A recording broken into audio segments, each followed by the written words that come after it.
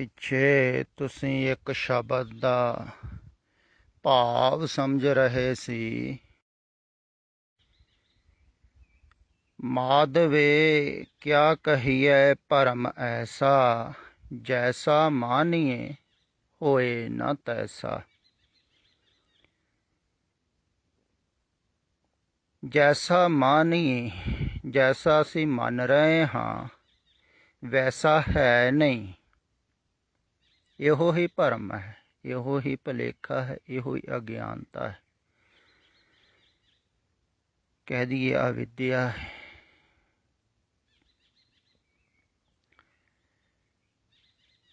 ਜੈਸਾ ਮਾਨੀਏ ਹੋਏ ਨਾ ਤੈਸਾ। ਅਗਲੀਆਂ ਪੰਕਤੀਆਂ ਵਿੱਚ ਬਹੁਤ ਹੀ ਪਿਆਰਾ ਪ੍ਰਮਾਣ ਦੇ ਕੇ ਸਮਝਾ ਰਹੇ ਹਨ ਵੀ ਅਸੀਂ ਕੀ ਦੇਖ ਰਹੇ ਹਾਂ ਤੇ ਵਾਸਤਵਿਕ ਦੇ ਵਿੱਚ ਹੈ ਕੀ। ਥੋੜ੍ਹਾ ਜਿਹਾ ਖਿਆਲ ਕਰੋ, ਤਵੱਜੋ ਦਿਓ, ਧਿਆਨਪੂਰਵਕ ਸੁਣੋ। ਸ਼ਾਇਦ ਤੁਹਾਨੂੰ ਵੀ ਖਿਆਲ ਵਿੱਚ ਆ ਸਕੇ ਆਪਣਾ ਭਰਮ ਭੁਲੇਖਾ। ਤੁਸੀਂ ਵੀ ਭੁਲੇਖੇ ਤੋਂ ਬਾਹਰ ਨਿਕਲ ਜਾਓ। ਭਰਮ ਹੀ ਹੈ, ਭੁਲੇਖਾ ਪੈ ਗਿਆ ਤੁਹਾਨੂੰ, ਤੁਸੀਂ ਕੁਛ ਹੋਰ ਦੇਖ ਰਹੇ ਹੋ, ਹੈ ਕੁਛ ਹੋਰ। ਤੇ ਪਰਮ ਪੁਰਖ ਦ੍ਰਿਸ਼ਟੀ ਦਿੰਦੇ ਹਨ।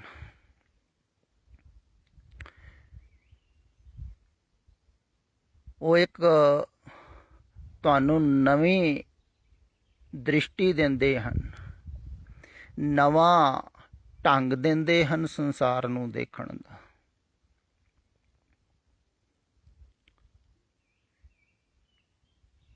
ਉਹ ਢੰਗ ਕੀ ਹੈ, ਉਹ ਤਰੀਕਾ ਕੀ ਹੈ, ਥੋੜ੍ਹਾ ਜਿਹਾ ਖਿਆਲ ਕਰੋ।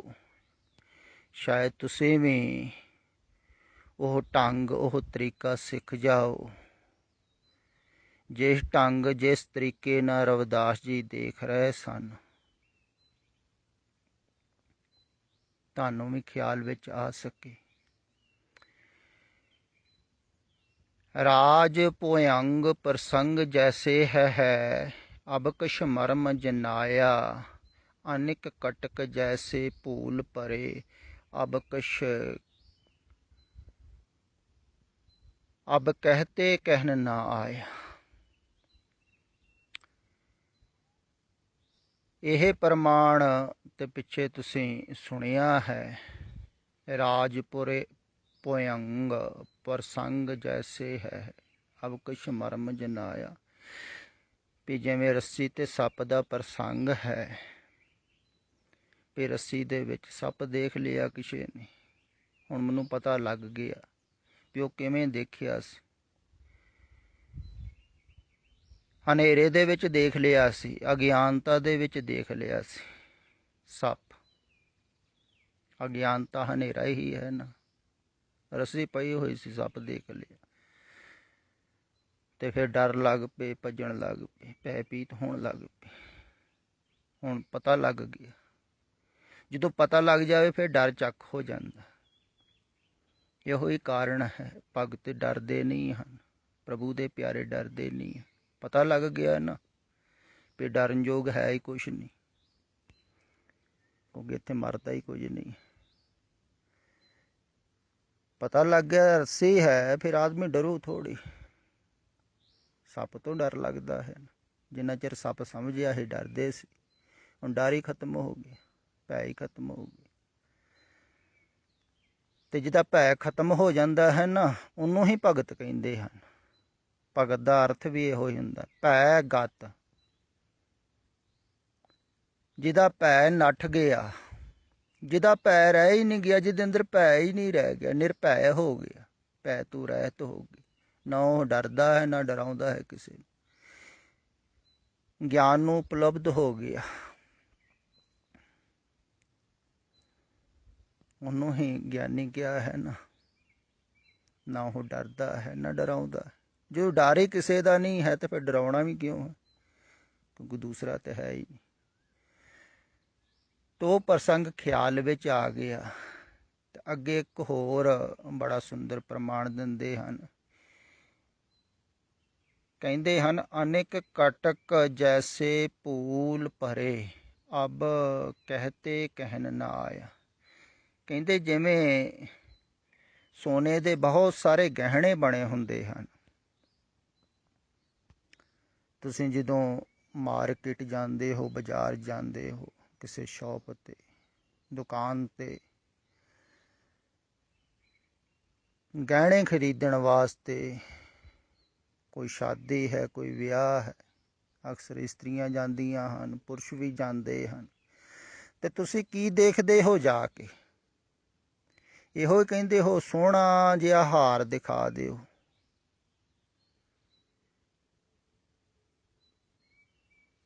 ਜਾਂ ਕੰਨਾਂ ਦੀਆਂ ਵਾਲੀਆਂ ਬਹੁਤ ਸੋਹਣੀਆਂ ਹੋਣ, ਚੂੜੀਆਂ ਸੋਹਣੀਆਂ ਜਿਹੀਆਂ ਦਿਖਾ ਦਿਓ, ਉਹ ਖਰੀਦੀਆਂ ਹਨ ਛਾਪ। ਤੁਸੀਂ ਬਾਹਰੋਂ ਦੇਖਦੇ ਹੋ ਸੁੰਦਰਤਾ ਹਾਰ ਦੀ, ਵੀ ਸੋਹਣਾ ਲੱਗਦਾ ਹੈ, ਗਲ ਦੇ ਵਿੱਚ ਪਾਇਆ, ਹੀਰੇ ਜੜਤ ਹੈ, ਮੋਤੀ ਜੜੇ ਹੋਏ ਹਨ।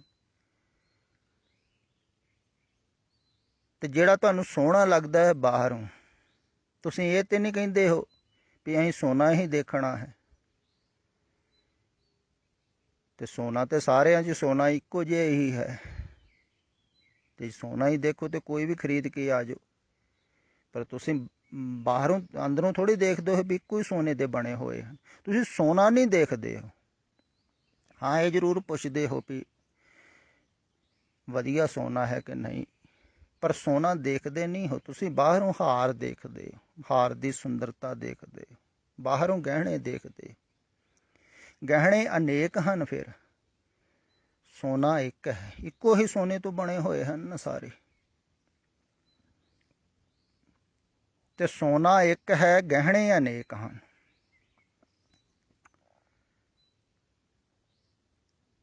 ਤੇ ਭਗਤ ਜੀ ਕਹਿੰਦੇ ਅਨਕ ਕਟਕ ਜੈਸੇ ਭੂਲ ਭਰੇ, ਅਬ ਕਹਤੇ ਕਹਿਨ ਨਾ ਆਇਆ।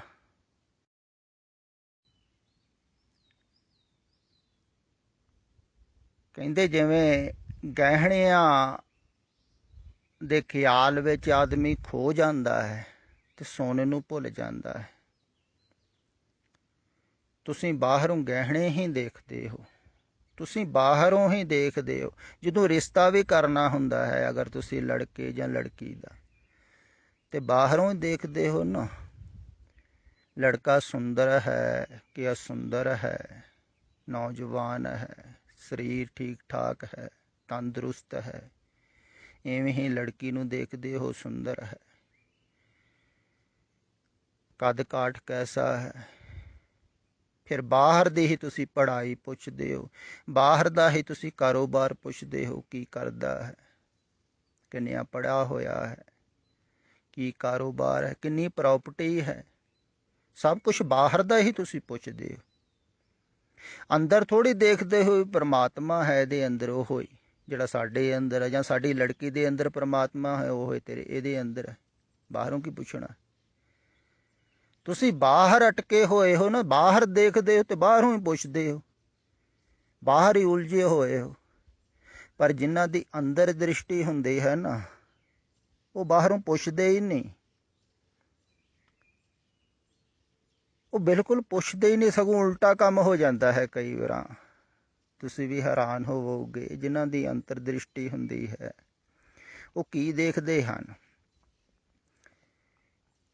ਕਹਿੰਦੇ ਇੱਕ ਚੋਰ ਚੋਰੀ ਕਰਕੇ ਕਾਂਸ਼ੀ ਦੇ ਵਿੱਚ ਤੇ ਨੱਠਣ ਲੱਗਾ ਤੇ ਰੌਲਾ ਪੈ ਗਿਆ, ਤੇ ਮੁਹੱਲੇ ਦੇ ਲੋਕ ਉਹਦੇ ਪਿੱਛੇ ਨੱਠੇ, ਤੇ ਉਹ ਕਬੀਰ ਦੀ ਝੌਂਪੜੀ ਦੇ ਵਿੱਚ ਵੜ ਗਿਆ, ਹਨੇਰੇ ਦੇ ਵਿੱਚ। ਹੋਰ ਕੋਈ ਉਹਨੂੰ ਸੁੱਝਿਆ ਨਾ ਰਸਤਾ ਜਾਣ ਨੂੰ ਇੱਧਰ ਉੱਧਰ। ਤੇ ਕਬੀਰ ਜੀ ਅੱਗੇ ਬੈਠੇ ਹੋਏ ਸਨ, ਜਾਗਦੇ ਸਨ। ਤੋ ਘਬਰਾ ਗਿਆ ਵੀ ਹੁਣ ਕਰਨਾ ਕੀ, ਪਿੱਛੇ ਤੇ ਲੋਕ ਪਏ ਹੋਏ ਹਨ। ਤੇ ਉਹਨੇ ਸੋਚਿਆ ਵੀ ਰੱਬ ਦਾ ਬੰਦਾ ਹੈ, ਬੇਨਤੀ ਕੀਤੀ, ਮੈਂ ਚੋਰ ਹਾਂ, ਮੇਰੇ ਪਿੱਛੇ ਬੰਦੇ ਪਏ ਹੋਏ ਹਨ, ਮੈਨੂੰ ਬਚਾ ਲਓ, ਕਿਰਪਾ ਕਰੋ, ਮੈਂ ਤੁਹਾਡਾ ਅਹਿਸਾਨ ਨਹੀਂ ਭੁੱਲੂੰਗਾ ਸਾਰੀ ਜ਼ਿੰਦਗੀ। ਜਦੋਂ ਢਹਿ ਪਵੇ ਆਦਮੀ ਕੋਈ ਚਰਨਾਂ ਤੇ, ਫਿਰ ਪ੍ਰਭੂ ਦਾ ਪਿਆਰਾ ਦਿਆਲੂ ਹੁੰਦਾ ਹੈ, ਭਾਵੇਂ ਕੋਈ ਵੀ ਆ ਜਾਵੇ, ਚੋਰ ਆ ਜਾਏ, ਡਾਕੂ ਆ ਜਾਏ। ਉਹਦਾ ਭਲਾ ਕਰਦਾ ਹੈ, ਤੇ ਭਲਾ ਵੀ ਕੈਸਾ ਕਰਦਾ ਹੈ ਤੁਸੀਂ ਦੇਖੋ। ਕਬੀਰ ਜੀ ਕਹਿੰਦੇ ਆ ਵੀ ਹਾਂ ਲੜਕੀ ਮੇਰੀ ਪਈ ਹੋਈ ਹੈ ਇੱਕ ਖਟੀਆ ਤੇ ਚਾਰਪਾਈ ਤੇ, ਉਹਦੇ ਨਾਲ ਤੂੰ ਵੀ ਪੈ ਜਾ। ਉਹ ਡਰਿਆ ਹੋਇਆ ਸੀ, ਫਟਾਫਟ ਉਹਦਾ ਕੱਪੜਾ ਚੱਕ ਕੇ ਤੇ ਉਹਦੇ ਨਾਲ ਪੈ ਗਿਆ। ਉਹਨੇ ਦੇਖਿਆ ਵੀ ਨਹੀਂ ਵੀ ਕੌਣ ਪਿਆ ਹੈ ਕੌਣ ਨਹੀਂ ਪਿਆ, ਕਿਉਂਕਿ ਡਰ ਸੀ ਨਾ। ਜਿਹੜੇ ਖੋਜਣ ਵਾਲੇ ਸੀ, ਲੱਭਣ ਵਾਲੇ ਸੀ, ਜਿਨ੍ਹਾਂ ਨੇ ਦੇਖਿਆ ਸੀ ਇੱਧਰ ਨੂੰ ਗਿਆ ਹੋਇਆ ਕਬੀਰ ਜੀ ਦੀ ਕੁਟੀਆ, ਅੰਦਰ ਆਏ, ਪੁੱਛਿਆ ਕਬੀਰ ਜੀ ਨੂੰ। ਉਹਨਾਂ ਕਿਹਾ ਇੱਥੇ ਤੇ ਸਾਡੇ ਆਪਣੇ ਹੀ ਮੈਂਬਰ ਹਨ, ਆਹ ਦੇਖੋ। ਉਹਨਾਂ ਨੇ ਗਣਾ ਦਿੱਤੇ ਆਪਣੇ ਮੈਂਬਰ, ਆਹ ਲੜਕਾ ਹੈ, ਆਹ ਲੜਕੇ ਦੀ ਮਾਂ ਹੈ, ਆਹ ਲੜਕੀ ਹੈ, ਲੜਕੀ ਦਾ ਘਰ ਵਾਲਾ ਹੈ, ਤੇ ਆ ਮੈਂ ਬੈਠਾ ਹੋਇਆ ਤੁਹਾਡੇ ਸਾਹਮਣੇ, ਇਹੋ ਖਟੀਆ ਹਨ ਚਾਰਪਾਈਆਂ, ਦੇਖੋ। ਉਹਨਾਂ ਨੇ ਦੇਖਿਆ ਠੀਕ ਹੀ ਹੈ, ਕਬੀਰ ਜੀ ਨਾਲੇ ਝੂਠ ਥੋੜ੍ਹੀ ਬੋਲਣਗੇ, ਨਾਲੇ ਪਰਿਵਾਰ ਦੇ ਮੈਂਬਰ ਉਹਨੇ ਗਣਾ ਹੀ ਦਿੱਤੇ ਹਨ। ਉਹ ਦੇਖ ਕੇ ਚਲੇ ਗਏ। ਜਦੋਂ ਸ਼ਾਂਤੀ ਹੋਈ ਤੇ ਉਹ ਚੋਰ ਉੱਠਿਆ ਤੇ ਕਬੀਰ ਨੂੰ ਨਮਸਕਾਰ ਕੀਤੀ, ਧੰਨਵਾਦ ਦੇਣ ਲੱਗ ਪਿਆ, ਰੋਣ ਲੱਗ ਪਿਆ, ਤੁਸੀਂ ਬੜੀ ਕਿਰਪਾ ਕੀਤੀ, ਮੈਨੂੰ ਬਚਾ ਲਿਆ। ਕਬੀਰ ਜੀ ਕਹਿੰਦੇ ਵੀ ਤੂੰ ਹੁਣ ਇਕੱਲੇ ਨੇ ਨਹੀਂ ਜਾਣਾ, ਹੁਣ ਲੜਕੀ ਵੀ ਤੇਰੀ ਹੋਊਗੀ। ਉਹ ਕਹਿੰਦਾ ਇਹ ਕਿਵੇਂ ਹੋ ਗਈ? ਕਬੀਰ ਜੀ ਕਹਿੰਦੇ ਅਸੀਂ ਕਹਿ ਦਿੱਤਾ ਹੈ ਆ ਜਿਹੜੇ ਆਏ ਸੀ ਦੇਖਣ ਵਾਸਤੇ ਵੀ ਇਹ ਲੜਕੀ ਤੇ ਲੜਕੀ ਦਾ ਘਰ ਵਾਲਾ ਪਾਏ ਹੋਏ, ਤੂੰ ਉਹਦਾ ਘਰ ਵਾਲਾ। ਉਹ ਕਹਿੰਦਾ ਇਹ ਕਿਵੇਂ ਹੋ ਸਕਦਾ ਹੈ, ਮੈਂ ਚੋਰ ਹਾਂ। ਕਬੀਰ ਜੀ ਕਹਿੰਦੇ ਚੋਰ ਹੋਵੇਂਗਾ ਤੂੰ, ਹੁਣ ਤੋਂ ਤੂੰ ਇਹਦੇ ਘਰ ਵਾਲਾ ਹੀ। ਦੇਖੋ ਦ੍ਰਿਸ਼ਟੀ, ਤੁਸੀਂ ਖਿਆਲ ਕਰੋ। ਉਹ ਤਾਹਾਂ ਮਾਰ ਕੇ ਰੋਣ ਲੱਗ ਪਿਆ ਕਬੀਰ ਜੀ ਦੇ ਚਰਨਾਂ ਨੂੰ ਫੜ ਕੇ।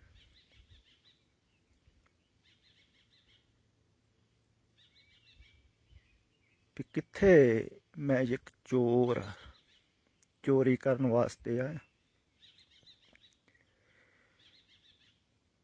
ਫਿਰ ਇਹਨੂੰ ਦੱਸ ਵੀ ਦਿੱਤਾ ਹੈ ਮੈਂ ਚੋਰ ਹਾਂ। ਇੰਨਾ ਭਲਾ ਬੰਦਾ ਹੈ।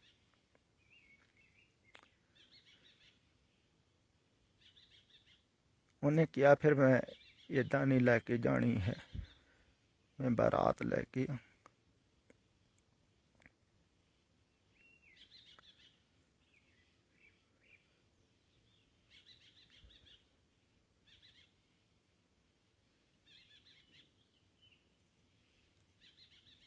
ਦੇਖੋ। ਪ੍ਰਭੂ ਦੇ ਪਿਆਰੇ ਨੇ ਉਹਨੂੰ ਬਾਹਰੋਂ ਨਹੀਂ ਦੇਖਿਆ। ਫਿਰ ਦੂਸਰੀ ਗੱਲ ਹੈ, ਇੱਕ ਹੋਰ ਗੱਲ ਖਿਆਲ ਵਿੱਚ ਰੱਖਣ ਯੋਗ ਹੈ, ਕੈਸੀ ਦ੍ਰਿਸ਼ਟੀ ਹੁੰਦੀ ਹੈ। ਪਰਮ ਪੁਰਖਾਂ ਦੀ, ਉਹ ਬੰਦੇ ਦਾ ਅਤੀਤ ਨਹੀਂ ਦੇਖਦੇ ਹਨ। ਉਹ ਇਹ ਨਹੀਂ ਦੇਖ ਰਹੇ ਹਨ ਵੀ ਇਹ ਚੋਰ ਸੀ, ਚੋਰ ਹੈ। ਉਹ ਉਹਦਾ ਭਵਿੱਖ ਦੇਖ ਰਹੇ ਹਨ।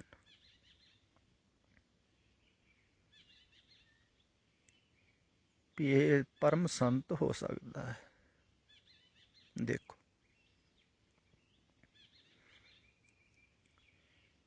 ਤੁਸੀਂ ਦੇਖਦੇ ਹੋ ਅਤੀਤ, ਤੁਸੀਂ ਕਿਤੇ ਰਿਸ਼ਤਾ ਕਰਦੇ ਹੋ ਨਾ ਤੇ ਪੁੱਛਦੇ ਹੋ ਉਹਦਾ ਖਾਨਦਾਨ ਪਿੱਛੇ ਕੀ ਸੀ। ਕੋਈ ਚੋਰ ਡਾਕੂ ਤੇ ਨਹੀਂ ਰਹਿ ਚੁੱਕੇ ਹਨ। ਕਈ ਬੜਾ ਪਿਛੋਕੜ ਦੇਖਦੇ ਹਨ, ਦਾਦੇ ਪੜਦਾਦੇ ਤੱਕ ਕੀ ਕਰਦੇ ਸਨ, ਕੌਣ ਸਨ। ਪਰ ਜਿਹੜੇ ਪਰਮ ਪੁਰਖ ਹਨ ਉਹ ਤੇ ਉਹਦਾ ਹੀ ਪਿਛੋਕੜ ਨਹੀਂ ਦੇਖ ਰਹੇ ਹਨ, ਉਸੇ ਸਮੇਂ ਹੀ ਸਾਹਮਣੇ ਹੀ ਜਿਹੜਾ ਮੌਜੂਦ ਹੈ।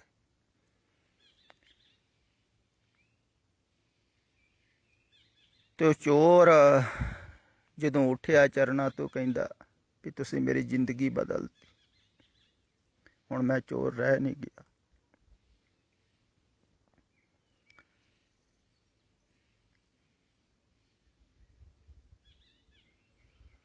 ਹੁਣ ਚੋਰ ਕਿਵੇਂ ਰਹਿ ਗਿਆ? ਸਾਧੂ ਦੀ ਸੰਗਤ ਵਿੱਚ ਆ ਗਿਆ ਤੇ ਰਹਿ ਵੀ ਨਹੀਂ ਗਿਆ। ਉਹ ਬਹੁਤ ਉੱਚ ਕੋਟੀ ਦਾ ਸਾਧੂ ਹੋਇਆ। ਤੋ ਉਹਦਾ ਅਤੀਤ ਨਹੀਂ ਦੇਖ ਰਹੇ ਹਨ ਵੀ ਚੋਰ ਸੀ। ਇਸੇ ਢੰਗ ਨਾਲ ਉਪਦੇਸ਼ ਵੀ ਦਿੱਤਾ ਜਾਂਦਾ ਹੈ। ਖਿਆਲ ਵਿੱਚ ਰੱਖਿਓ ਇਹ ਗੱਲ। ਪਰਮ ਪੁਰਖ ਜਦੋਂ ਉਪਦੇਸ਼ ਦਿੰਦੇ ਹਨ, ਤੁਹਾਡਾ ਅਤੀਤ ਨਹੀਂ ਦੇਖਦੇ ਹਨ ਕਿ ਤੁਸੀਂ ਕੌਣ ਹੋ। ਤੁਸੀਂ ਚੋਰ ਹੋ, ਡਾਕੂ ਹੋ, ਰਿਸ਼ਵਤਖੋਰ ਹੋ, ਝੂਠੇ ਹੋ, ਨਿਕੰਮੇ ਹੋ।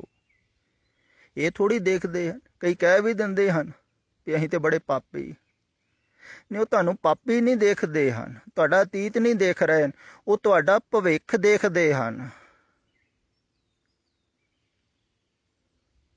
ਵੀ ਤੁਸੀਂ ਵੀ ਸਾਧੂ ਹੋ ਸਕਦੇ ਹੋ, ਸੰਤ ਹੋ ਸਕਦੇ ਹੋ, ਤੁਸੀਂ ਪ੍ਰਮਾਤਮਾ ਨੂੰ ਪਾ ਸਕਦੇ ਹੋ। ਤੁਹਾਡਾ ਭਵਿੱਖ ਦੇਖ ਰਹੇ ਹਨ।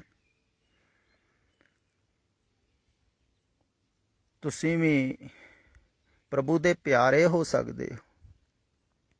ਤੁਹਾਡਾ ਪਿਛੋਕੜ ਨਹੀਂ ਦੇਖਦੇ ਹਨ ਵੀ ਤੁਸੀਂ ਕੌਣ ਸੀ, ਡਾਕੂ ਸੀ, ਚੋਰ ਸੀ, ਕੀ ਸੀ, ਕਿੰਨੇ ਕੁ ਪਾਪ ਕੀਤੇ ਤੁਸੀਂ। ਉਹ ਪਾਪ ਵੀ ਨਹੀਂ ਗਿਣਦੇ, ਤੁਹਾਡਾ ਭਵਿੱਖ ਦੇਖਦੇ ਹਨ। ਹਾਂ, ਸਮਾਂ ਲੱਗ ਸਕਦਾ ਹੈ ਤੁਹਾਨੂੰ ਸੰਤ ਹੋਣ ਦੇ ਵਿੱਚ, ਸ਼ਾਂਤ ਹੋਣ ਦੇ ਵਿੱਚ, ਪਿਆਰੇ ਹੋਣ ਦੇ ਵਿੱਚ, ਪਰ ਹੋਗੇ ਜ਼ਰੂਰ। ਇਸ ਜਨਮ ਨਹੀਂ, ਅਗਲੇ ਜਨਮ ਹੋਵੋਗੇ। ਉਹ ਤੁਹਾਡਾ ਭਵਿੱਖ ਦੇਖ ਰਹੇ ਹਨ, ਭਵਿੱਖ ਦੇਖ ਕੇ ਬੋਲਦੇ ਹਨ। ਤੇ ਕਬੀਰ ਜੀ ਨੇ ਬੜੀ ਗਹਿਰੀ ਦ੍ਰਿਸ਼ਟੀ ਦੇਖਿਆ। ਦਰਅਸਲ ਪਰਮ ਪੁਰਖਾਂ ਦੀ ਬਹੁਤ ਗਹਿਰੀ ਹੁੰਦੀ ਹੈ ਦ੍ਰਿਸ਼ਟੀ। ਤੁਸੀਂ ਉੱਪਰੋਂ ਗਹਿਣੇ ਦੇਖਦੇ ਹੋ, ਬਾਹਰੋਂ ਦੇਖਦੇ ਹੋ, ਉਹ ਬਹੁਤ ਗਹਿਰਾ ਦੇਖਦੇ ਹਨ। ਇੱਦਾਂ ਹੀ ਦੇਖਿਆ ਸੀ ਨਾ ਗੁਰੂ ਅਮਰਦਾਸ ਜੀ ਨੇ, ਗੁਰੂ ਰਾਮਦਾਸ ਜੀ ਨੂੰ, ਜਦੋਂ ਉਹਨਾਂ ਦੀ ਸੁਪਤਨੀ ਨੇ ਕਿਹਾ ਸੀ ਵੀ ਲੜਕੀ ਜਵਾਨ ਹੋ ਗਈ ਹੈ, ਵਿਆਹੁਣ ਯੋਗ ਹੋ ਗਈ, ਤੁਹਾਨੂੰ ਚਿੰਤਾ ਹੀ ਕੋਈ ਨਹੀਂ, ਕੋਈ ਲੜਕਾ ਦੇਖੋ। ਉਹ ਕਹਿੰਦੇ ਕੈਸਾ ਚਾਹੀਦਾ ਹੈ? ਉਹ ਕਹਿੰਦੀ ਉਹ ਜਿਹੜਾ ਸਾਹਮਣੇ ਸੇਵਾਦਾਰ ਕੰਮ ਕਰ ਰਿਹਾ ਹੈ ਨਾ, ਸੇਵਾ ਕਰ ਰਿਹਾ ਹੈ, ਵੈਸਾ ਹੋਣਾ ਚਾਹੀਦਾ ਹੈ। ਗੁਰੂ ਅਮਰਦਾਸ ਜੀ ਨੇ ਕਿਹਾ ਵੈਸਾ ਤੇ ਉਹ ਹੀ ਹੈ, ਹੋਰ ਤੇ ਕੋਈ ਹੋ ਨਹੀਂ ਸਕਦਾ। ਉਸੇ ਵੇਲੇ ਆਵਾਜ਼ ਦਿੱਤੀ, ਸੇਵਾਦਾਰ ਦੌੜਿਆ ਚਲਿਆ ਆਇਆ, ਨਮਸਕਾਰ ਕੀਤੀ। ਉਹਨਾਂ ਦੀ ਸੁਪਤਨੀ ਗੁਰੂ ਰਾਮਦਾਸ ਜੀ ਕਹਿਣ ਲੱਗੀ ਵੀ ਪੁੱਛ ਤੇ ਲਓ, ਘਰ ਬਾਰ ਪਰਿਵਾਰ ਜ਼ਮੀਨ ਜਾਇਦਾਦ ਹੈ ਕਿ ਨਹੀਂ। ਉਹ ਹੱਸਣ ਲੱਗ ਪਏ ਵੀ ਇਹਦਾ ਕੀ ਪੁੱਛਣਾ ਹੈ। ਪਰ ਇਸਤਰੀਆਂ ਮੰਨਦੀਆਂ ਨਹੀਂ ਨਾ ਹਨ ਵੀ ਸਾਡੀ ਲੜਕੀ ਨੂੰ ਕੀ ਖਵਾਊਗਾ। ਉਹਨਾਂ ਨੂੰ ਬੜੀ ਚਿੰਤਾ ਹੁੰਦੀ, ਜਿੱਦਾਂ ਭਵਿੱਖ ਉਹ ਨਿਰਧਾਰਿਤ ਕਰਦੀਆਂ ਹੁੰਦੀਆਂ ਵੀ ਸਾਡੀ ਕੁੜੀ ਨੂੰ ਕੀ ਖਵਾਊਗਾ। ਵੀ ਪੁੱਛ ਤੇ ਲਓ ਜ਼ਮੀਨ ਜਾਇਦਾਦ ਹੈਗੀ ਕਿ ਨਹੀਂ।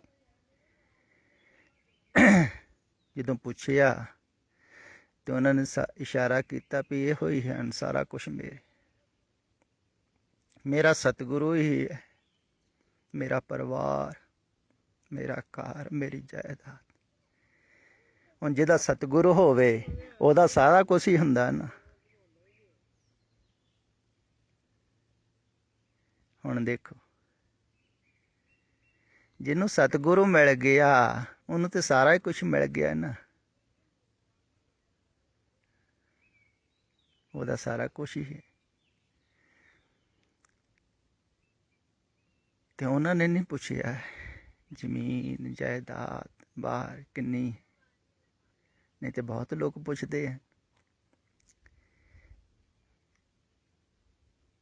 ਹਰ ਇੱਕ ਹੀ ਚਾਹੁੰਦਾ ਹੈ ਮੇਰੇ ਤੋਂ ਅਮੀਰ ਹੋਵੇ, ਜਿੱਥੇ ਮੇਰੀ ਲੜਕੀ ਦੀ ਸ਼ਾਦੀ ਹੋਵੇ, ਸਾਡੇ ਨਾਲੋਂ ਜ਼ਿਆਦਾ ਪੈਸੇ ਵਾਲਾ ਹੋਵੇ, ਸਾਡੇ ਨਾਲੋਂ ਜ਼ਿਆਦਾ ਧਨੀ ਹੋਵੇ। ਇਹੋ ਹੀ ਖਿਆਲ ਹੁੰਦਾ ਹੈ ਨਾ। ਦੇਖੋ ਕਮਾਲ ਦੀ ਗੱਲ ਹੈ ਨਾ, ਪ੍ਰਭੂ ਦੇ ਪਿਆਰਿਆਂ ਦੀ ਦ੍ਰਿਸ਼ਟੀ, ਉਹ ਅੰਦਰੋਂ ਦੇਖਦੇ ਹਨ ਦੈਵੀ ਗੁਣ, ਬਾਹਰੋਂ ਥੋੜ੍ਹੀ। ਇੱਕ ਘਟਨਾ ਮੈਨੂੰ ਖਿਆਲ ਵਿੱਚ ਆਈ ਹੈ, ਬਹੁਤ ਸਮੇਂ ਪਹਿਲਾਂ ਇੱਧਰ ਮਨੀਕਰਨ ਸਾਹਿਬ ਵੱਲ ਮੈਂ ਗਿਆ ਸੀ ਤੇ ਉੱਥੋਂ ਦੇ ਸੇਵਾਦਾਰਿਆਂ ਨੇ ਦੱਸਿਆ ਵੀ ਇੱਥੋਂ ਦੇ ਜਿਹੜੇ ਗੁਰਦੁਆਰੇ ਦੇ ਮਹੰਤ ਹਨ, ਇਹਨਾਂ ਨੇ ਆਪਣੀ ਲੜਕੀ ਦੀ ਸ਼ਾਦੀ ਉਸ ਸਮੇਂ ਦੇ ਸਾਰਿਆਂ ਨੂੰ ਵੱਡੇ ਸ਼ਰਾਬ ਦੇ ਠੇਕੇਦਾਰ ਦੀ ਲੜਕੇ ਦੇ ਨਾਲ ਕੀਤੀ। ਉੱਥੋਂ ਦੇ ਜਿਹੜੇ ਮਹੰਤ ਹਨ, ਧਾਰਮਿਕ ਲੋਕ ਵੀ ਦੇਖਦੇ ਹਨ। ਜ਼ਿਆਦਾ ਅਮੀਰ ਤਾਂ ਅਮੀਰ ਤੇ ਹੋਵੇਗਾ ਹੀ, ਪੰਜਾਬ ਦੇ ਸਾਰੇ ਸ਼ਰਾਬ ਦੇ ਠੇਕੇ ਜਿਹਦੇ ਅੰਦਰ ਜਿਹੜਾ ਲੈ ਰਿਹਾ ਹੈ, ਤੇ ਧਾਰਮਿਕ ਲੋਕ ਵੀ, ਕਿਉਂਕਿ ਉਹਨਾਂ ਦੀ ਦ੍ਰਿਸ਼ਟੀ ਬਾਹਰ ਹੀ ਹੈ ਨਾ, ਭਾਵੇਂ ਧਾਰਮਿਕ ਸਥਾਨਾਂ ਤੇ ਵੀ ਰਹਿ ਰਹੇ ਹਨ, ਧਿਆਨ ਤੇ ਬਾਹਰ ਹੀ ਹੈ ਨਾ, ਬਾਹਰ ਹੀ ਦੇਖ ਰਹੇ ਹਨ। ਤੁਸੀਂ ਬਾਹਰ ਦੇਖਦੇ ਹੋ, ਬਾਹਰ ਫਿਰ ਅਨੇਕ ਹੈ, ਗਹਿਣੇ ਅਨੇਕ ਹਨ, ਪਰ ਸੋਨਾ ਤੇ ਇੱਕ ਹੀ ਹੈ ਨਾ।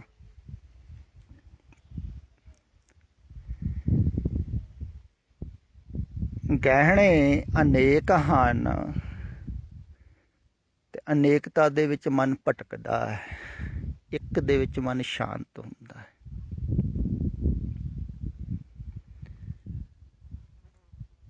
ਤੇ ਜਿੰਨਾ ਤੁਸੀਂ ਇੱਕ ਦੇ ਕੋਲ ਜਾਂਦੇ ਰਹੇ, ਓਨੇ ਹੀ ਤੁਸੀਂ ਇੱਕ ਹੁੰਦੇ ਜਾਓਗੇ।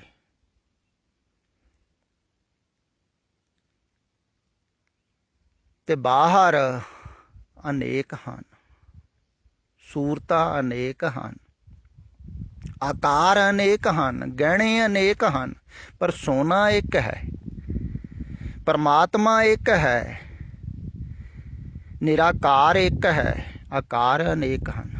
ਅਨੇਕਤਾ ਦੇ ਵਿੱਚ ਤੁਸੀਂ ਭਟਕਦੇ ਹੋ।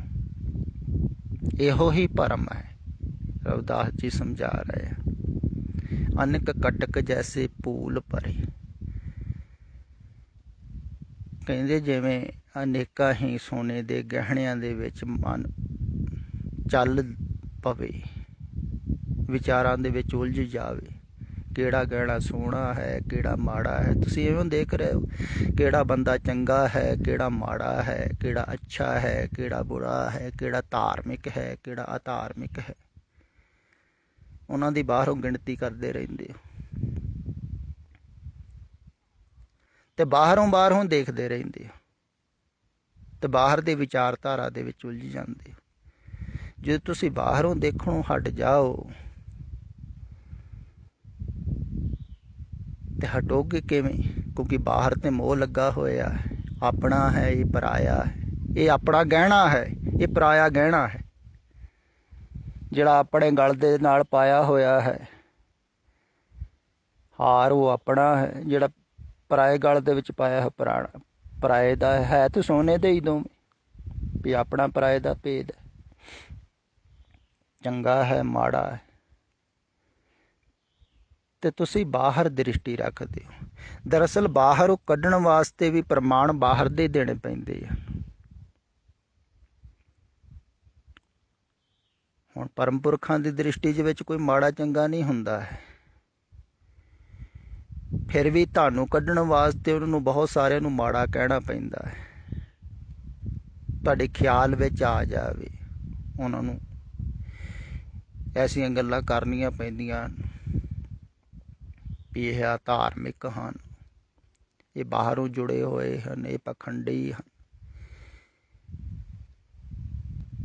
ਇਹਨਾਂ ਨਾਲ ਤੁਸੀਂ ਜੁੜੋਗੇ, ਤੁਸੀਂ ਵੀ ਦੁੱਖ ਪਾਓਗੇ, ਤੁਸੀਂ ਵੀ ਪਖੰਡੀ ਹੋ ਜਾਓਗੇ। ਉਹਨਾਂ ਨੂੰ ਕਹਿਣਾ ਪੈਂਦਾ ਹੈ, ਪਰ ਉਹ ਸਿਰਫ ਬਾਹਰੋਂ ਹੀ ਕਹਿ ਰਹੇ ਹਨ, ਅੰਦਰੋਂ ਤੇ ਜਾਣਦੇ ਹਨ ਵੀ ਇੱਕੋ ਦਾ ਹੀ ਖੇਲ ਹੈ। ਪਰ ਤੁਹਾਨੂੰ ਕੱਢਣਾ ਹੈ। ਜਿਵੇਂ ਬਾਬੇ ਨਾਨਕ ਨੇ ਕਿਹਾ ਸੀ ਨਾ, ਬਾਬੇ ਲਹਿਣੇ ਨੂੰ ਜਦੋਂ ਉਹ ਕੱਢ ਕੇ ਲਿਆਇਆ ਸੀ ਚਿੱਕੜ ਦੇ ਵਿੱਚ ਉਹਨਾਂ ਦਾ ਪਾਤਰ, ਵੀ ਜਿਹੜਾ ਚਿੱਕੜ ਵੜਨ ਨੂੰ ਡਰਦਾ ਹੈ, ਉਹ ਚਿੱਕੜ ਚੋਂ ਕੱਢ ਵੀ ਨਹੀਂ ਸਕਦਾ। ਇਵੇਂ ਹੀ ਹੈ, ਜਿਹੜਾ ਪਰਮ ਪੁਰਖ ਫਿਰ ਸੰਸਾਰ ਦੇ ਖਿਆਲ ਤੋਂ ਡਰਦਾ ਹੈ। ਸੰਸਾਰ ਦਾ ਖਿਆਲ ਹੀ ਚਿੱਕੜ ਹੈ। ਇਹੋ ਹੀ ਕਾਰਨ ਹੈ ਗਿਆਨ ਨੂੰ ਤੇ ਬਹੁਤ ਉਪਲਬਧ ਹੋ ਜਾਂਦੇ ਹਨ, ਪਰ ਉਹ ਹਟ ਜਾਂਦੇ ਹਨ, ਕਹਿੰਦੇ ਹਨ ਕਿਆ ਲੈਣਾ ਦੇਣਾ ਹੈ। ਕਠਿਨ ਹੈ ਫਿਰ ਖਿਆਲ ਕਰਨਾ ਸੰਸਾਰ ਦਾ। ਇਹ ਤੁਹਾਨੂੰ ਸਮਝ ਵਿੱਚ ਨਹੀਂ ਆਵੇਗੀ ਗੱਲ। ਜਾਗਰੂਕ ਪੁਰਸ਼ ਨੂੰ ਫਿਰ ਸੰਸਾਰ ਦੇ ਨਾਲ ਸੁਰਤ ਨੂੰ ਜੋੜਨਾ ਬਹੁਤ ਕਠਿਨ ਹੁੰਦਾ ਹੈ। ਜਿਵੇਂ ਤੁਹਾਨੂੰ ਪਰਮਾਤਮਾ ਦੇ ਨਾਲ ਜੁੜਨਾ ਕਠਿਨ ਹੈ, ਉਹਨੂੰ ਸੰਸਾਰ ਨਾਲ ਜੁੜਨਾ ਵੀ ਕਠਿਨ। ਫਿਰ ਬਿਰਤੀ ਨੂੰ ਥੱਲੇ ਲੈ ਕੇ ਆਉਣਾ, ਫਿਰ ਚਿੱਕੜ ਦੇ ਵਿੱਚ ਖਿਆਲ ਕਰਨਾ, ਸੋਚਣਾ, ਤੁਹਾਨੂੰ ਸਮਝਾਉਣਾ, ਕਿਉਂਕਿ ਤੁਸੀਂ ਚਿੱਕੜ ਦੇ ਵਿੱਚ ਫਸੇ ਹੋ। ਚਿੱਕੜ 'ਚ ਆਣ ਕੇ ਹੀ ਚਿੱਕੜ 'ਚੋਂ ਕੱਢਿਆ ਜਾ ਸਕਦਾ ਹੈ ਨਾ ਕਿਸੇ ਨੂੰ।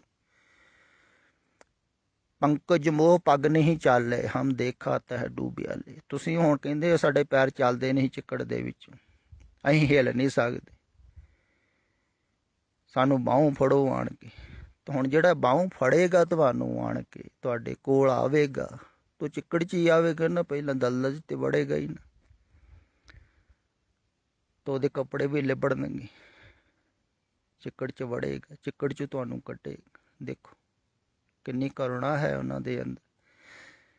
ਤੁਹਾਡੀ ਖਾਤਰ ਆਪ ਵੀ ਉਹ ਚਿੱਕੜ 'ਚ ਵੜਦੇ ਹਨ, ਤੁਹਾਨੂੰ ਕੱਢਣ ਵਾਸਤੇ। ਆਪਣੀ ਸੁਰਤ ਵੀ ਸੰਸਾਰ ਦੇ ਵਿੱਚ ਲੈ ਕੇ ਜਾਂਦੇ ਹਨ, ਤੁਹਾਨੂੰ ਕੱਢਣ ਵਾਸਤੇ। ਤੇ ਉਹ ਅਨੇਕਤਾ ਦੇ ਵਿੱਚ ਦੁੱਖ ਹੈ। ਤਾਂ ਅਨੇਕਤਾ ਦੇ ਵਿੱਚ ਜਿੰਨੀ ਤੁਸੀਂ ਸੁਰਤ ਨੂੰ ਜੋੜੋਗੇ, ਬਾਹਰ ਤੁਸੀਂ ਦੇਖੋਗੇ ਸੰਸਾਰ ਨੂੰ, ਤੇ ਬਾਹਰ ਤੁਸੀਂ ਦੇਖ ਰਹੇ ਹੋ ਇਹੋ ਹੀ ਭਰਮ ਹੈ। ਫਿਰ ਦੂਸਰੀ ਗੱਲ ਇੱਕ ਹੋਰ ਖਿਆਲ ਵਿੱਚ ਰੱਖਣ ਯੋਗ ਹੈ। ਆਮ ਧਾਰਮਿਕ ਸਧਾਰਨਤଃ ਕਹਿੰਦੇ ਹਨ ਵੀ ਹਰ ਮਨੁੱਖ ਵਿੱਚ ਪਰਮਾਤਮਾ ਦੇਖੋ, ਹਰ ਜੀਵ ਵਿੱਚ ਪਰਮਾਤਮਾ ਦੇਖੋ।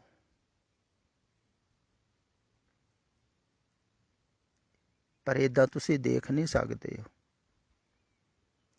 ਬਾਹਰੋਂ ਸੰਸਾਰ ਵਿੱਚ ਤੁਸੀਂ ਪਰਮਾਤਮਾ ਨਹੀਂ ਦੇਖ ਸਕਦੇ ਹੋ, ਕੋਸ਼ਿਸ਼ ਕਰਕੇ ਵੀ ਨਹੀਂ ਦੇਖਿਆ ਜਾ ਸਕਦਾ। ਤੁਹਾਨੂੰ ਬਾਹਰ ਹੀ ਨਜ਼ਰ ਆਵੇਗਾ, ਅੰਦਰ ਕਿਵੇਂ ਦੇਖੋਗੇ?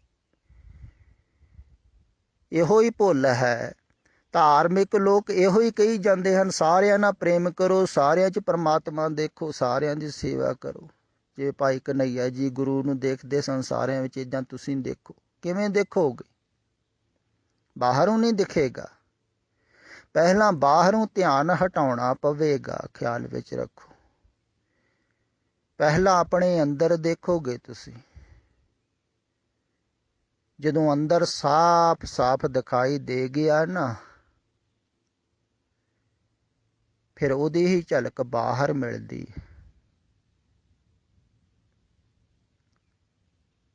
ਪਹਿਲਾਂ ਆਪਣੇ ਅੰਦਰ ਅਦ੍ਰਿਸ਼ਟ ਨੂੰ ਦੇਖਣਾ ਹੈ, ਨਿਰਗੁਣ ਨੂੰ ਦੇਖਣਾ। ਜਦੋਂ ਨਿਰਗੁਣ ਨੂੰ ਦੇਖ ਲਿਆ, ਆਪਣੇ ਅੰਦਰ ਅਦ੍ਰਿਸ਼ਟ ਨੂੰ ਦੇਖ ਲਿਆ, ਫਿਰ ਸਾਰਿਆਂ ਦੇ ਅੰਦਰ ਉਹ ਅਦ੍ਰਿਸ਼ਟ ਨਜ਼ਰ ਆਉਂਦਾ ਹੈ। ਹੁਣ ਤੇ ਤੁਸੀਂ ਦ੍ਰਿਸ਼ ਦੇਖ ਰਹੇ ਹੋ, ਤੇ ਦ੍ਰਿਸ਼ਟਮਾਨ ਹੈ ਸਗਲ ਮਥੇਨ। ਹੁਣ ਦ੍ਰਿਸ਼ਟਮਾਨ ਨੂੰ ਦੇਖ ਕੇ ਤੁਸੀਂ ਖਿਆਲ ਕਰੋਗੇ, ਕਲਪਨਾ ਕਰੋਗੇ, ਇਹਦੇ 'ਚ ਵੀ ਰੱਬ ਹੈ, ਇਹਦੇ 'ਚ ਵੀ ਰੱਬ ਹੈ, ਇਹਦੇ 'ਚ ਵੀ ਰੱਬ ਹੈ। ਇਹ ਵੀ ਤੇ ਵਿਚਾਰ ਹੀ ਹੈ ਨਾ। ਫਿਰ ਤੁਸੀਂ ਵਿਚਾਰਾਂ 'ਚ ਪੈ ਜਾਓਗੇ ਕਿ ਇਹਦੇ 'ਚ ਰੱਬ ਜ਼ਿਆਦਾ ਹੈ ਕਿ ਇਹਦੇ 'ਚ ਘੱਟ ਆ।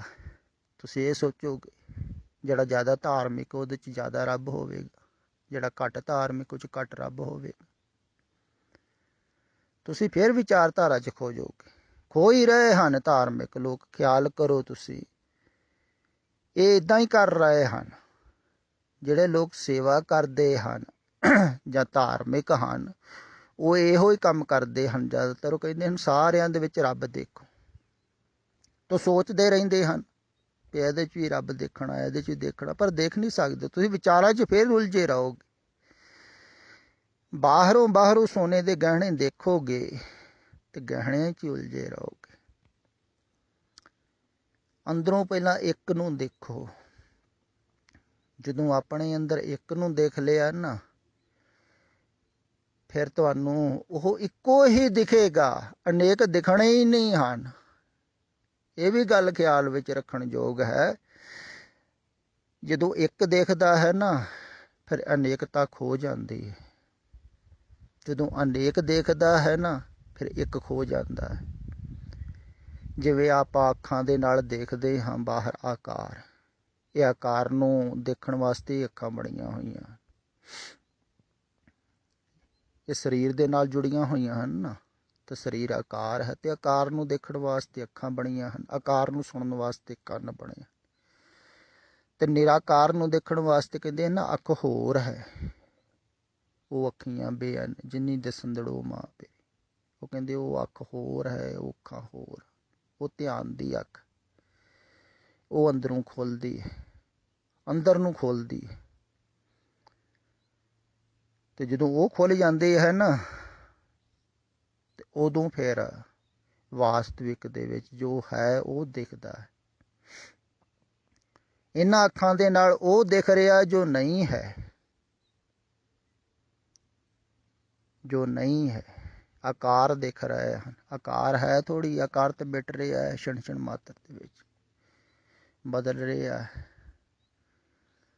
ਹੈ ਥੋੜ੍ਹੀ, ਅਤੇ ਆਕਾਰ ਦੇਖ ਰਹੇ। ਅਤੇ ਆਕਾਰ ਦੇ ਵਿੱਚ ਆਦਮੀ ਸੋਚ ਰਿਹਾ ਹੈ, ਵਿਚਾਰ ਕਰ ਰਿਹਾ ਹੈ, ਆਕਾਰ ਦੇ ਨਾਲ ਜੁੜ ਰਿਹਾ ਹੈ, ਸੋਚ ਸੋਚ ਕੇ ਇਹਨੂੰ ਹੀ ਸੱਚ ਸਮਝ ਰਿਹਾ। ਫਿਰ ਜਦੋਂ ਇਹ ਛੁੱਟਦਾ ਹੈ, ਦਿਖਦਾ ਹੈ, ਮਿਟ ਰਿਹਾ ਹੈ, ਫਿਰ ਇਹ ਦੁਖੀ ਹੁੰਦਾ, ਪਰੇਸ਼ਾਨ ਹੁੰਦਾ, ਆਕਾਰ ਕਰਕੇ।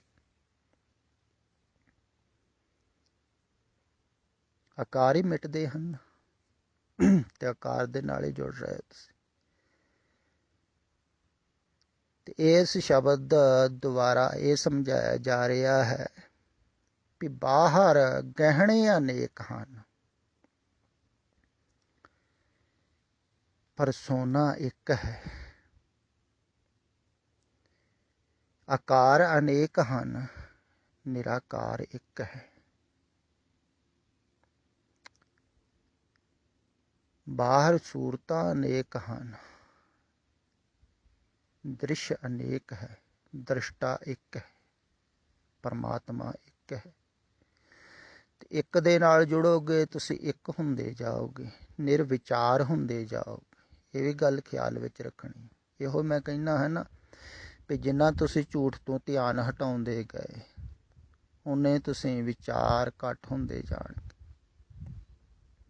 ਜਿੰਨਾ ਸੰਸਾਰ ਵੱਲੋਂ, ਜਗ ਰਚਨਾ ਸਭ ਝੂਠ ਹੈ, ਝੂਠ ਵੱਲੋਂ ਧਿਆਨ ਹਟਾਓਗੇ, ਕੂੜ ਵੱਲੋਂ ਧਿਆਨ ਹਟਾਓਗੇ, ਅਨੇਕਤਾ ਵੱਲੋਂ ਧਿਆਨ ਹਟਾਓਗੇ, ਉਨੇ ਹੀ ਵਿਚਾਰ ਕੱਢਦੇ ਜਾਣਗੇ। ਤੁਸੀਂ ਇਉਂ ਖਿਆਲ ਕਰੋ ਵੀ ਤੁਸੀਂ ਆਪਣੇ ਬਹੁਤ ਸਾਰੇ ਪਰਿਵਾਰ ਦੇ ਮੈਂਬਰਾਂ ਬਾਰੇ ਸੋਚ ਰਹੇ ਹੋ। ਕਈ ਸੋਚਦੇ ਵੀ ਹਨ, ਕਈ ਮਾਈਆਂ ਬਹੁਤ ਸੋਚਦੀਆਂ ਹਨ, ਬੜੀ ਦੂਰ ਤੱਕ ਸੋਚਦੀਆਂ ਹਨ ਆਪਣੇ ਬੱਚਿਆਂ ਬਾਰੇ। ਆਪਣੇ ਧੀਆਂ ਦੇ ਗਾਂ ਬੱਚੇ ਹਨ, ਲੜਕੀਆਂ ਦੇ, ਲੜਕਿਆਂ ਦੇ ਗਾਂ ਬੱਚੇ ਹਨ, ਪੋਤੇ ਪੋਤੀਆਂ ਬਾਰੇ। ਇਹ ਬਾਹਰ ਚਲੇ ਜਾਵੇ, ਕਿਰਪਾ ਕਰੇ ਮਾਲਕ, ਬਖਸ਼ਿਸ਼ ਕਰੇ, ਇਹਦਾ ਕੰਮ ਬਣ ਜਾਵੇ। ਇਹੋ ਕਰਦੇ ਹਨ, ਪਾਠ ਪੂਜਾ ਲੋਕ ਕਰਦੇ ਹਨ, ਕਈ ਮਾਈਆਂ ਕਰਦੀਆਂ ਹਨ ਪਪੋਤੇ ਪਾਤੀਆਂ ਵਾਸਤੇ। ਤਾਂ ਹੁਣ ਜਿੰਨਾ ਜ਼ਿਆਦਾ ਤੁਸੀਂ ਸੋਚ ਰਹੇ ਹੋ ਮੈਂਬਰਾਂ ਬਾਰੇ, ਉਨੇ ਹੀ ਵਿਚਾਰ ਜ਼ਿਆਦਾ ਚੱਲ ਰਹੇ। ਅਗਰ ਤੁਸੀਂ ਸੋਚੋ ਹੀ ਨਾ ਕਿਸੇ ਬਾਰੇ ਵੀ ਜੋ ਰੱਬ ਨੇ ਕਰਾਉਣਾ ਹੈ, ਜਿਹਦੇ ਕੋ ਜਿਵੇਂ ਕਰਾਉਣਾ ਹੈ, ਆਪਣੇ ਪ੍ਰਾਲਬਧ ਹਰ ਲਿਖ ਕੋਈ ਲੈ ਕੇ ਹੀ ਆਇਆ ਹੈ, ਮੈਨੂੰ ਕੋਈ ਸੋਚਣ ਦੀ ਲੋੜ ਹੈ? ਮੈਨੂੰ ਤਾਂ ਆਪਣਾ ਹੀ ਨਹੀਂ ਪਤਾ ਹੈ ਮੈਨੂੰ ਕੀ ਮਿਲਣਾ ਹੈ, ਤਾਂ ਮੈਂ ਦੂਸਰੇ ਨੂੰ ਕਿਉਂ ਸੋਚਾਂ? ਤਾਂ ਜਿੰਨੇ ਤੁਸੀਂ ਸੋਚੋਗੇ ਨਾ, ਉਨੇ ਤੁਸੀਂ ਨਿਰਵਿਚਾਰ ਹੁੰਦੇ ਜਾਓਗੇ। ਸਹਿਜ ਹੈ ਨਾ, ਭਵਿੱਖ ਬਾਰੇ ਨਾ ਸੋਚੋ, ਸੰਸਾਰ ਬਾਰੇ ਸੋਚੋ ਨਾ, ਤੇ ਨਿਰਵਿਚਾਰ ਹੁੰਦੇ ਹੀ ਜਾਓਗੇ ਨਾ। ਕਿੰਨਾ ਸਹਿਜ ਹੈ। ਇਹੋ ਹੀ ਦੱਸਿਆ ਸੀ ਨਾ ਬਾਬੇ ਨਾਨਕ ਨੇ ਸਿੱਖਾਂ ਨੂੰ, ਪਰ ਸਿੱਖ ਸਮਝਦੇ ਹਨ, ਪੜ੍ਹੀ ਜਾਂਦੇ ਹਨ। ਹੁਕਮ ਰਜਾਈ ਚੱਲਣਾ ਨਾਨਕ ਲਿਖਿਆ ਨਾ। ਉਹ ਪੜ੍ਹਨ ਦੇ ਨਾਲ ਥੋੜ੍ਹੀ ਇਹ ਕੁਛ ਹੋਣਾ ਹੈ। ਰੋਜ਼ ਪੜ੍ਹੀ ਜਾਂਦੇ ਹਨ, ਕਿੰਨਾ ਪਾਠ ਕਰਦੇ ਹਨ ਜਪਜੀ ਸਾਹਿਬ ਜੀ, ਪਰ ਇੱਕ ਪੰਕਤੀ ਨਹੀਂ ਸਮਝਦੇ ਹਨ। ਇਹ ਪੰਕਤੀ ਇਹ ਕਹਿ ਰਹੀ ਹੈ ਵੀ ਕੂੜ ਦੀ ਪਾਲ ਤੁਹਾਡੀ ਉਸੇ ਵੇਲੇ ਟੁੱਟ ਜਾਂਦੀ ਹੈ ਜਦੋਂ ਤੁਸੀਂ ਜਾਣ ਲੈਂਦੇ ਹੋ ਵੀ ਸਭ ਕੁਛ ਰਜਾ ਅੰਦਰ ਹੋ ਰਿਹਾ ਹੈ। ਹੁਕਮ ਰਜਾਈ ਚੱਲਣਾ ਨਾਨਕ ਲਿਖੇ ਨੇ, ਉਹਦੇ ਰਜਾ ਅੰਦਰ ਸਭ ਕੁਛ ਚੱਲ ਰਿਹਾ ਹੈ, ਹੋ ਹੀ ਰਿਹਾ ਹੈ। ਜੋ ਲਿਖਿਆ ਹੋਇਆ ਹੈ, ਜੋ ਤੁਹਾਡੇ ਕਰਮਾਂ ਦੇ ਵਿੱਚ ਹੈ, ਉਹ ਤੁਹਾਨੂੰ ਮਿਲ ਰਿਹਾ ਹੈ ਤਾਂ ਉਹ ਮਿਲੇਗਾ। ਤੁਸੀਂ ਸੋਚੋ ਨਾ, ਇਹਦਾ ਅਰਥ ਇਹ ਹੈ। ਰਜਾ ਵਿੱਚ ਚੱਲਣ ਦਾ, ਹੁਕਮ ਵਿੱਚ ਚੱਲਣ ਦਾ ਅਰਥ ਇਹੋ ਹੀ ਹੁੰਦਾ ਹੈ ਵੀ ਸੋਚਣਾ ਨਹੀਂ। ਹੁਣ ਤੁਸੀਂ ਸੋਚ ਰਹੇ ਹੋ ਭਵਿੱਖ ਬਾਰੇ, ਇਹਦਾ ਭਾਵ ਤੁਸੀਂ ਹੁਕਮ ਅੰਦਰ ਚੱਲ ਹੀ ਨਹੀਂ ਰਹੇ ਹੋ, ਕਿਉਂਕਿ ਸੋਚ ਰਹੇ ਹੋ ਨਾ। ਤੁਸੀਂ ਕਹਿੰਦੇ ਹੋ ਅਸੀਂ ਨਾ ਸੋਚਾਂਗੇ ਹੋਊਗਾ, ਫਿਰ ਹੁਕਮ ਅੰਦਰ ਕਿੱਥੇ ਹੋ ਤੁਸੀਂ? ਬਾਹਰ ਚਲੇ ਗਏ ਹੁਕਮ। ਮਨ ਦੁਬਾਰਾ ਹੁਕਮ ਅੰਦਰ ਰਹਿਣਾ ਹੈ, ਸਰੀਰ ਦੁਬਾਰਾ ਥੋੜ੍ਹੀ। ਜਦੋਂ ਮਨ ਹੁਕਮ ਅੰਦਰ ਹੋ ਗਿਆ ਨਾ, ਉਦੋਂ ਥਿਰ ਹੋ ਜਾਵੇਗਾ। ਤਦੇ ਕਿਹਾ ਹੈ ਨਾ, ਭਾਣਾ ਮੰਨੇ ਸੋਜਣ ਜਾਏ, ਭਾਣੇ ਵਿੱਚ ਸੁੱਖ ਪਾਏ ਜਾਏ। ਜਦੋਂ ਤੁਸੀਂ ਭਾਣੇ ਵਿੱਚ ਠਹਿਰ ਗਏ, ਉਸੇ ਵੇਲੇ ਸੁੱਖ ਬਰਸਣਾ ਸ਼ੁਰੂ ਹੋ ਜਾਂਦਾ ਹੈ। ਸੁੱਖ ਨਿਧਾਨ, ਸੁੱਖਾਂ ਦਾ ਖਜ਼ਾਨਾ, ਉਦੋਂ ਤੁਸੀਂ ਸ਼ਾਂਤ ਹੋ ਜਾਂਦੇ। ਫਿਰ ਜਦੋਂ ਤੁਸੀਂ ਰਜਾ ਦੇ ਅੰਦਰ ਆ ਜਾਂਦੇ ਹੋ ਤਾਂ ਆਪਣੇ ਅੰਦਰ ਆ ਜਾਂਦੇ ਹੋ, ਫਿਰ ਤੁਸੀਂ ਬਾਹਰ ਨਹੀਂ ਰਹਿ ਜਾਂਦੇ। ਭਾਣਾ ਮੰਨ ਲਿਆ, ਫਿਰ ਤੁਸੀਂ ਸੋਚਦੇ ਹੀ ਨਹੀਂ ਕਿਸੇ ਬਾਰੇ, ਸੰਸਾਰ ਬਾਰੇ ਸੋਚਦੇ ਹੀ ਨਹੀਂ। ਜੋ ਹੋ ਰਿਹਾ ਹੋ ਰਿਹਾ, ਜੋ ਹੋਵੇਗਾ ਹੋਵੇਗਾ, ਪਰਮਾਤਮਾ ਕਰ ਰਿਹਾ। ਕਹੋ ਨਾਨਕ ਕਰਤੇ ਕੀਆਂ ਬਾਤਾਂ, ਜੋ ਕੁਛ ਕਰਨਾ ਸੋ ਕਰ ਰਿਹਾ। ਕਰ ਹੀ ਰਿਹਾ ਹੈ, ਮੈਂ ਕਾਹਨੂੰ ਸੋਚਾਂ। ਤੇ ਹੋ ਗਿਆ ਨਾ ਸ਼ਾਂਤ। ਹੁਣ ਇਹ ਪੜ੍ਹੀ ਜਾਂਦੇ ਹਨ, ਕਹੋ ਨਾਨਕ ਕਰਤੇ ਕੀਆਂ ਬਾਤਾਂ, ਜੋ ਕੁਛ ਕਰਨਾ ਸੋ ਕਰ ਰਿਹਾ। ਰੋਜ਼ ਪਾਠ ਕਰੀ ਜਾਂਦੇ, ਤੇ ਮਨ ਟਿਕਦਾ ਥੋੜ੍ਹੀ। ਇਹਨੂੰ ਸਮਝਣਾ ਹੈ ਨਾ, ਸਮਝਦਾ ਕੋਈ ਨਹੀਂ। ਤੇ ਸਮਝਣਾ ਹੈ। ਜਿਵੇਂ ਜਿਵੇਂ ਤੁਸੀਂ ਸਮਝਦੇ ਜਾਓਗੇ, ਗਹਿਰਾਈ ਦੇ ਤਲ 'ਤੇ ਇਹ ਉਪਦੇਸ਼ ਨੂੰ ਬਿਠਾਓਗੇ, ਉਨੇ ਹੀ ਤੁਸੀਂ ਸ਼ਾਂਤ ਹੁੰਦੇ ਜਾਓਗੇ। ਤੇ ਬਹੁਤ ਹੀ ਪਿਆਰਾ ਉਪਦੇਸ਼ ਹੈ। ਇਸ ਪ੍ਰਮਾਣ ਦੁਆਰਾ ਸਮਝਾਇਆ ਹੈ ਵੀ ਬਾਹਰ ਅਨੇਕਤਾ ਦੇ ਵਿੱਚ ਉਲਝਣ ਹੈ, ਭਟਕਣ ਹੈ, ਤੜਫਣ ਹੈ। ਬਹੁਤ ਦੁੱਖ ਪਾਉਂਦਾ ਹੈ ਆਦਮੀ ਜਿੰਨਾ ਜੁੜਦਾ ਹੈ ਬਾਹਰ ਅਨੇਕਤਾ ਦੇ ਨਾਲ, ਬਾਹਰ ਗਹਿਣਿਆਂ ਦੇ ਨਾਲ, ਬਾਹਰ ਸੰਸਾਰ ਦੇ ਨਾਲ।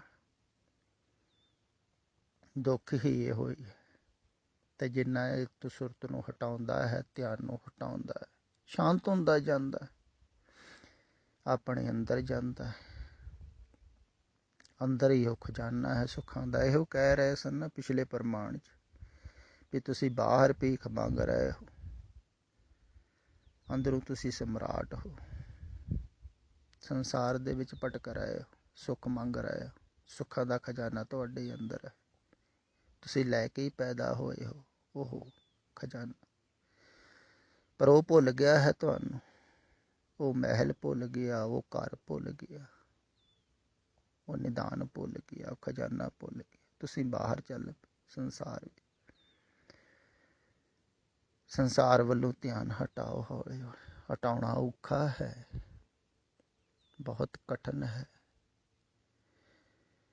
ਪਰ ਫਿਰ ਵੀ ਤੁਹਾਨੂੰ ਕਦੇ ਨਾ ਕਦੇ ਹਟਾਉਣਾ ਹੀ ਪਵੇਗਾ। ਇਸ ਜਨਮ ਨਹੀਂ, ਅਗਲੇ ਜਨਮ, ਅਗਲੇ ਜਨਮ ਨਹੀਂ, ਅਗਲੇ ਜਨਮ। ਕਹਿੰਦੇ ਨੇ ਖੁਆਰ ਹੋਏ ਸਭ ਮਿਲਣਗੇ। ਕਦੇ ਨਾ ਕਦੇ ਤੇ ਮਿਲਣਾ ਹੀ ਹੈ ਤੁਹਾਨੂੰ ਵਾਪਸ। ਉਸ ਸਰੋਤ 'ਤੇ ਆਉਣਾ ਹੀ ਪਵੇਗਾ। ਹਾਂ, ਕਰੋੜਾਂ ਜਨਮ ਵੀ ਲੱਗ ਸਕਦੇ, ਤੁਹਾਡੀ ਮਰਜ਼ੀ। ਤੇ ਚਾਹੋ ਤੇ ਇਸ ਜਨਮ ਵੀ ਤੁਸੀਂ ਮਿਲ ਸਕਦੇ ਹੋ, ਕੋਈ ਕਠਿਨ ਨਹੀਂ ਹੈ। ਇਸ ਜਨਮ ਵੀ ਤੁਸੀਂ ਨਿਕਲ ਸਕਦੇ ਹੋ। ਹਾਂ, ਕੱਢਣ ਵਾਲਾ ਮੌਜੂਦ ਹੋਵੇ ਤੇ ਫਿਰ ਤੁਸੀਂ ਨਿਕਲ ਹੀ ਸਕਦੇ ਹੋ, ਪਰ ਬਾਂਹ ਤੁਸੀਂ ਫੜਾਉਣੀ ਹੈ। ਨਿਕਲ ਨੂੰ ਤਿਆਰ ਹੋਵੋ ਤੇ ਨਿਕਲ ਸਕਦੇ ਹੋ ਇਸ ਚਿੱਕੜ 'ਚੋਂ, ਇਸ ਸੰਸਾਰ 'ਚੋਂ, ਝੂਠ 'ਚੋਂ। ਤੇ ਝੂਠ ਵੱਲੋਂ ਧਿਆਨ ਹਟਾਓ, ਸੱਚ ਦੀ ਆਵਾਜ਼ ਸੁਣੋ। ਸੱਚ ਸੁਣਨਾ ਕਠਿਨ ਹੈ। ਸੱਚ ਕੀ ਬਾਣੀ ਨਾਨਕ ਆਖੇ, ਸੱਚ ਸੁਣਾਏ ਸੀ ਸੱਚ ਕੀ ਵੇਲਾ। ਬਹੁਤ ਘੱਟ ਸੁਣਦੇ ਹਨ ਸੱਚ। ਭਾਈ ਲਾਲੋ ਨੇ ਸੁਣਿਆ ਸੀ, ਭਾਈ ਲਾਲੋ ਵਰਗੇ ਹੀ ਸੁਣਨਗੇ। ਸੱਚ ਨੂੰ ਸੁਣਨਾ ਬਹੁਤ ਔਖਾ ਹੈ, ਇਸੇ ਕਰਕੇ ਤੇ ਲੋਕ ਸੁਣਦੇ ਨਹੀਂ ਹਨ ਨਾ, ਕਿਉਂਕਿ ਸੱਚ ਤੇ ਚੋਟ ਬਹੁਤ ਲੱਗਦੀ ਹੈ। ਸੱਚ ਸੁਣਦੇ ਹਨ ਵੀ ਝੂਠੇ ਸੰਸਾਰ 'ਚ ਉਲਝੇ ਹੋ, ਕੂੜ 'ਚ ਉਲਝੇ ਹੋ, ਮੂਰਖ ਹੋ, ਬੇਸਮਝ ਹੋ, ਕਿੱਥੇ ਫਸੇ ਹੋਏ। ਇਹ ਨਹੀਂ ਨਾ ਸੁਣਨਾ ਚਾਹੁੰਦਾ ਹੈ ਆਦਮੀ। ਇਹ ਸੱਚ ਹੈ।